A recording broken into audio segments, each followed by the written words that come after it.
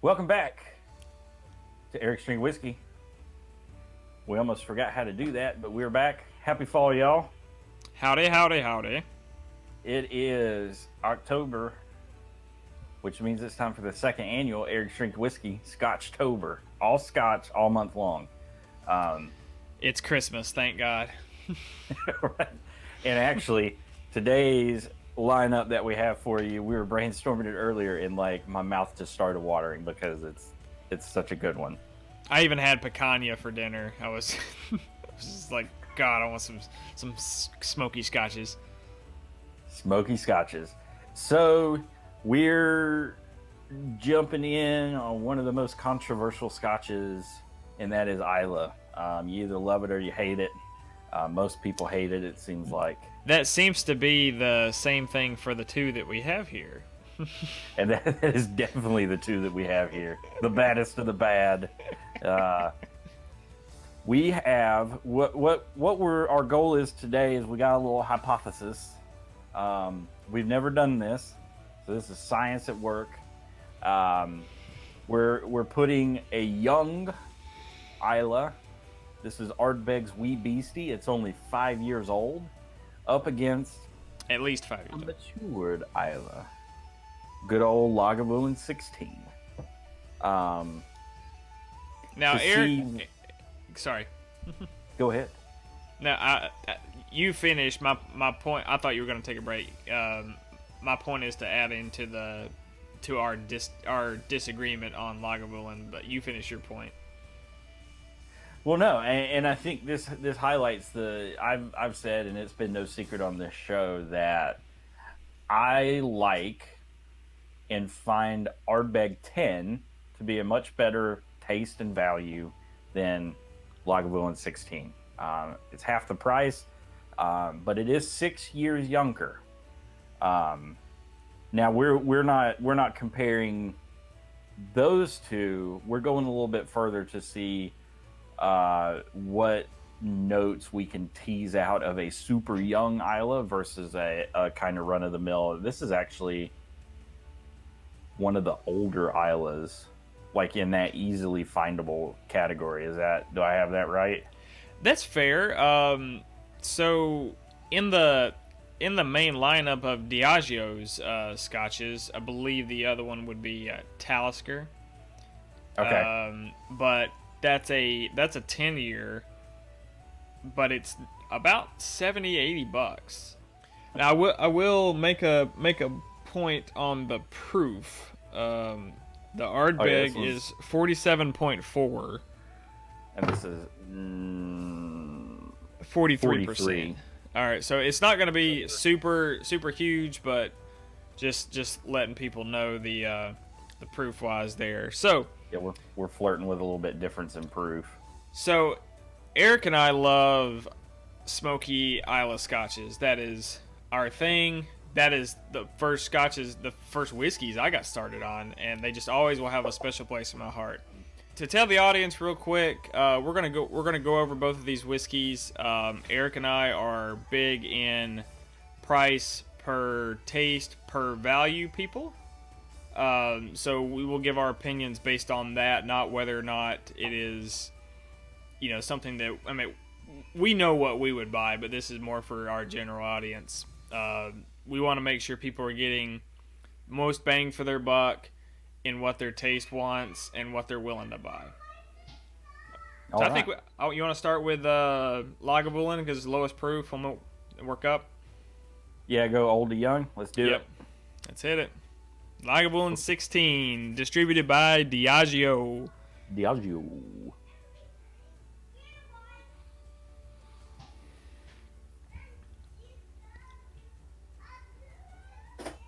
Just a damp peat, like a damp peat and some like crushed like apples. Yeah, like definitely like under a tree, like a not like crushed bad apples. Yeah. Yeah. Here's another one. Not Wet a lot of pavement. smoke. No, wet pavement. Right at like just we're in Florida, just right after the rain. The cool down, you get that little sizzle off the ground. It's if you're a first timer to this show, our tasting notes are absolutely ridiculous. But actually, this book on Scotch I was reading, there were like notes like that in there, like damp gravel and stuff like that. And I'm like, man, they really captured the essence of that. it's a lot more citrusy than I remember. I get like a dark berry, like a blueberry, strawberry.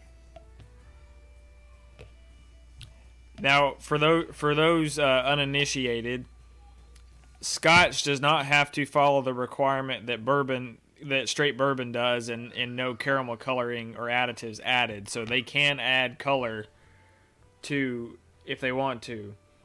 Now, they do that for aesthetics, but Ardbeg says that they don't.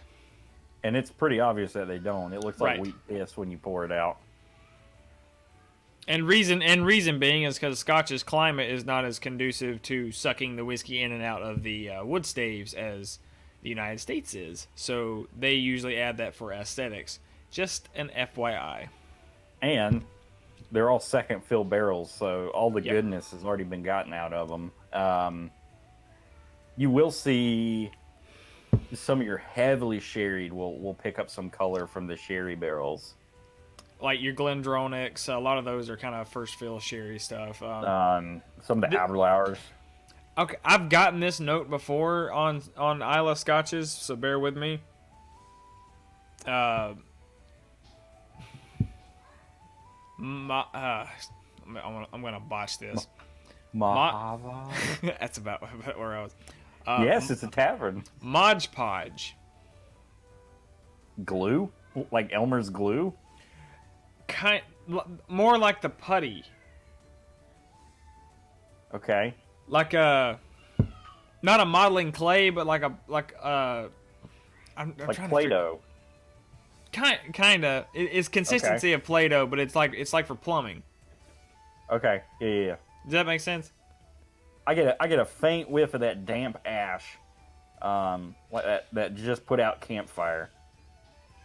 All right, now I'm tired of nose fucking. I want to drink. Yeah, I have to be honest. I've never sat down and critically drank a glass of Lagavulin 16. I know you critically drank my DE that I left at your house in Ocala. I was so mad at myself, not you. Well, I sure wasn't mad at you. I was like, damn it, I left it. I was like, well, I left it. It was put to good use. I wasn't cleaning my grill with it or anything. Slanja.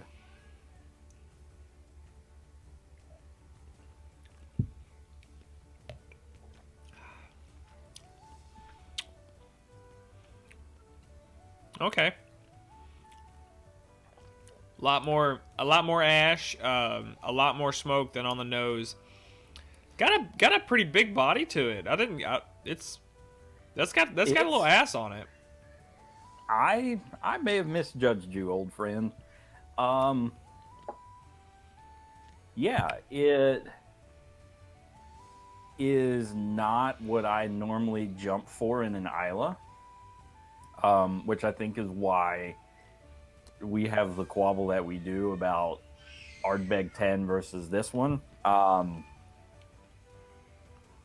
There's a lot to tease out of it, though. It's a very flavorful Scotch.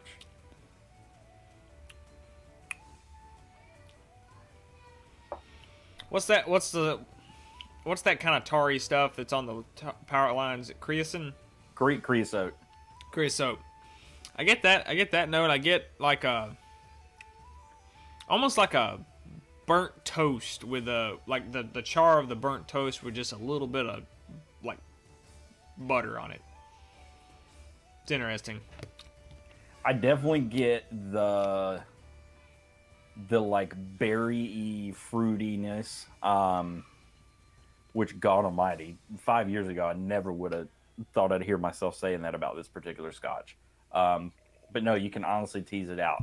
Um, the like, and it's really kind of on the aftertaste. Like you feel like you had your mouth open around a campfire that was being put out, and that's not a Yeah. bad thing. It's like a it's not overpowering. And it's more than a hint. It was, It's yeah. It's like I mean, we were both in the Boy Scouts. It was right after, during a camping trip. We put out the fire the next morning, right before we go home, and kind of do our leave no trace walk before we leave the campsite. But it's just that instant rush of just soot and steam, smoke mixture with a faint hint of like pears. yeah, That's yeah. the fruit I'm getting. It's Pear. definitely fruity. Yeah, pears that berries up front, like a nice pear on the back, and I almost want to say there's a nice. It's not oaky like bourbon, but Chari. it's drying on the back end. Yeah. Like there's definitely some oak. It's been oaked, but it's not that like bourbon like oaky taste. But it's kind of the mouthfeel of that. Right. Now, That's really good. you know what? Personally, I don't think I've ever fully critiqued Lagavulin just as we are. I never have. We did the two Offermans ages ago. It seems like I have put a fair amount of thought into the 8 year. But no, I've never popped this bottle and sat here and picked it apart. There's a lot to it. It has some depth for what it is. I will. I mean, I surpassed my preconceived notions of what I've already liked about it, and because I've never critiqued it. Now it didn't skew me higher. What's that? It's my confirmation bias. It is a good whiskey at 16 years old. It provides exactly what you would want in something that is that old and from Islay, I think. And if you don't like peat, that's everyone's like, oh, I don't like the peat. And I think they honestly mean that. I don't think they mean the smoke. I think for many, smoke and peat go hand in hand, and that may be true. With thinking back to like the Lafroig, and the Kalila. This is not. It's got some smoke to it, but it's not peaty. It's not briny. And that can delineate from the age too. That's what we have found out with higher aged Islas is the peat and the smoke mellow way more with age. I'm not going to recommend that anyone who wants to get on the Isla train run out and buy a bottle of Lagavulin 16 at anywhere between $80 and $120 a pop. But I will say, if you're at a decently stocked whiskey bar, spring for a glass and sit there and pick it apart, and you'll probably be surprised. Yeah. At what you tease out of it. It had a hill to climb with me, and it climbed it. Alrighty, I'm ready to dive into the wee Beastie.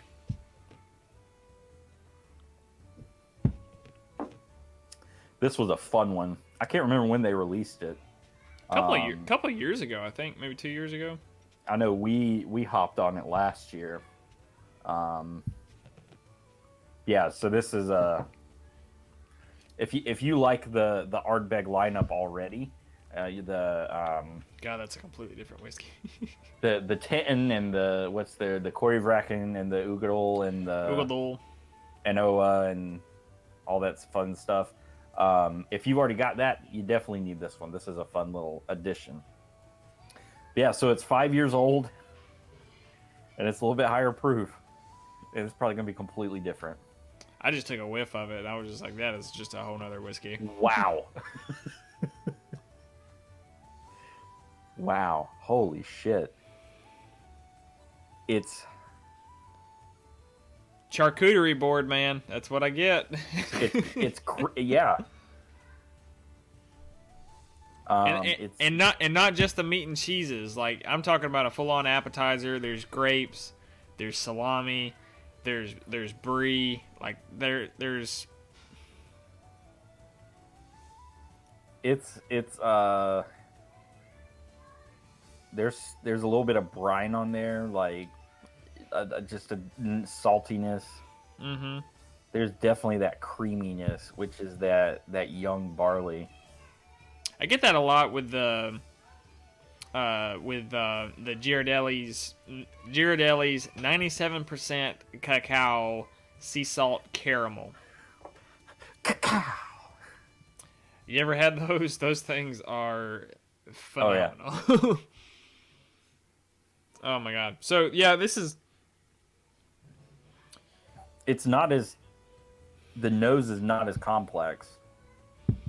No, and that's par for the course for the for its age, but let me tell you, even with it being an Islay, it's not super noticeable that it's an Islay. No, it's not. Now, I think that sherry kind of toned it down a little bit. I remember when we first popped this and nosing it and everything. Obviously, you got a lot more, but I think putting it up against something with such a complex nose, it just kind of falls flat. And we've had that before. It's some of our. I'd like to compare that to kind of how we'd put an Evan Williams bottled and bond up against, let's say, a Russell's 10. It's like they're 6 years apart, but the Evan Williams bottled and bond's $15, 100 proof, 4 years old.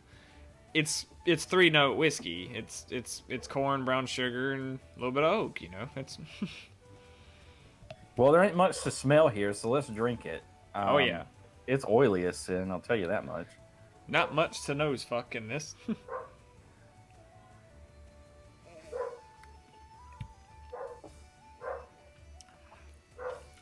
I do. It is non-chill filtered too. It is non-chill filtered. Yep. You can definitely feel that viscosity completely thicker. It makes up for it on the taste, though. Young Islay, man. I don't taste the youth as much as I smelled.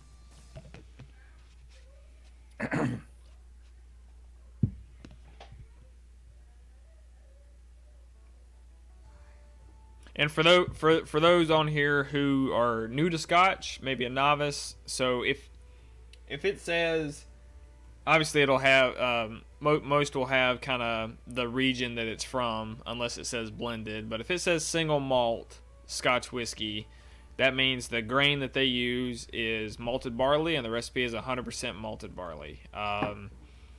And it came from one distillery. If it says blended malt whiskey, that means that it is still malted barley. They just took it from other distilleries. If it says Scotch whiskey, then it can be a variety of grains, similar to what bourbon or whatever it is could be. Could be corn, could be barley, could be rye, could be what have you, rice, whatever. If it says blended Scotch whiskey, same thing. It's that from other places. So theoretically, you could have an entire corn whiskey from Scotland, and it'd be Scotch, but they would just call it Scotch whiskey. But these are from Islay, and they're single malt, so we know they came from these distilleries. Now, the taste on this is very youthful, but not as sharp as what the nose would suggest. I would say It is you taste more barley. You do. You taste more. Where the Lagavulin was more smoke, this is more kind of tarriness and brininess. Yep. the sweetness is not really there. It's not a sweet. Neither one of these are, excuse me, sweet. I would have expected more at the proof, in that it was sherried, but it must be a kind of a drier sherry, I'd guess. I can't remember which of the ones. I mean, the most popular ones are the Pedro Jimenez and the Oloroso, and I think the Oloroso is a little more drier, and the Pedro Jimenez is the sweeter. I may have that wrong, but I'm pretty sure that's correct. But anyway, but no, yeah, you would. It's spicy. Spicier is I think where I'd call it. It's peppery, gingery. Yeah. It is vibrant as it's a breath of fresh air. It is. It's a nice, and I like it because I like a whiskey with a just slap you in the face with a punch of flavor. And we've talked about this before. I love Scotch new make. Like, I love malted barley moonshine, I guess you could call it. I think it tastes great. To me, it just tastes like boozy cereal that'll screw you up. So I appreciate the taste on this. Now, there are number snobs and like, wow, it's almost 5 years old. I was like, well, you know what? It tastes fine. Like, I don't understand. There's nothing off-putting about this. And I think it's a fun one, and we talk about daily drinkers. This is not a daily drinker, No. but it's a good conversation starter. It's a good kind of end of the night. You come in and it's been like cold as hell outside. This will probably warm you right up. So there's a time and a place for it. And I think that's where it gets a lot of shit, is from I'll never drink that. It's 5 years. Well, don't then. Yeah, don't. But try it. You just might like it. Now the dangerous thing is this is daily drinker material. There's no flavor profile that you have to be in a mood for. It's just really nice, really complex. I always get a lot if I'm having a big thick steak. Lagavulin is the Scotch that goes with it for me. All right, so let's talk about price, value, taste, range. All right. Yes. I'll give my initial thoughts, and Effie, brace yourself. Old Miss Doubtfire reference there. Anyway, so I think both of these are overpriced. Yeah. I think Costco has the Lagavulin price perfect. Now, Costco can price it that way because of their deal with Diageo, and I won't go into that rabbit hole. But I think that this is an $80 whiskey, and I think that is a fair price for it. It gives you your high age, which is 16 years old, and you're not going to find you'll find some age statements that high, but they're only going to be comparable in price if they're some of the bigger names like Glenlivet or Glenmorangie. Something like that is not going to something like that is going to have a similar age statement on a product and be the similar price. But most other places, you're not going to find something like that, especially in Islay. Anyway. So I think it should be about $80. It hits all the points that I want in a whiskey, for like you said, daily. Compared to the Ardbeg, it's a little thin, but this is chill filtered. Ardbeg is non-chill filtered, so you're gonna have a tasting a difference in viscosity there. So I buy it strictly because I want it, and I complain about it being overpriced. So that's my opinion on the Lagavulin. It should be $80, but I do enjoy it. Now, the Ardbeg. it's about $50, 45, $50. The Ardbeg 10 is also around that price, and 46%. So I think, with it being double the age of the Wee Beastie, that the Wee Beastie is a little bit of a novelty. I think the Wee Beastie should be $35, and I would be happy about it. But I think I think they if they were both priced accordingly, $35 and $80, I think they punch right at what they are. Value wise, can we, as Eric's Drink Whiskey, the working man's whiskey show, recommend either one of these? No. You can get if you're not on board with a peaty briny Scotch, you can go with Colilla 12 or Ardbeg 10 or Lafroig 10 for what, $70-$80 tops.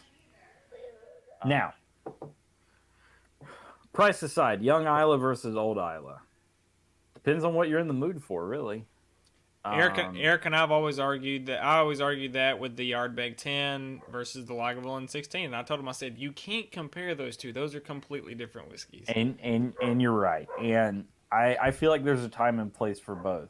Do you want a kind of spicier, punchier, brinier, more tarry? Nobody wants tarry, but like... Are you after that flavor profile? Then go with a younger Islay. Go with I love sucking back some tarry hodgepodge. Right. Go with a one of these non-age stated Islas. These NDPs or if you got the money to burn, go for this Wee Beastie. If you want it toned back a little, go for the Ardbeg 10, Lafroig 10. But if you want an Islay that is delicate, that still retains some of that character, I don't know that you can find anything better than Lagavulin 16. This was fun. I enjoyed this. These are both damn good whiskeys. Can't wait to do some more Scotchtobers. Scotchtober, all month long. So, Eric, where can the folks find us? Everywhere. We are everywhere. We're taking over the airwaves. Like, share, subscribe, and follow. Social media information is coming at the end of the video. We also have us a little podcast. We haven't posted anything in a while because we haven't been together in a while. But that's where the unedited, unfiltered conversations behind the scenes of all our episodes go up in their entirety. That's on Shout Engine and Apple Podcasts. And the name is Eric's Drink Whiskey Non-Chill Filtered, or EDW NCF. But this has been absolutely delightful. Can't wait to dive into some more Scotch next week. But until next time, and I have to pour me some more. Till next time. Cheers. Cheers.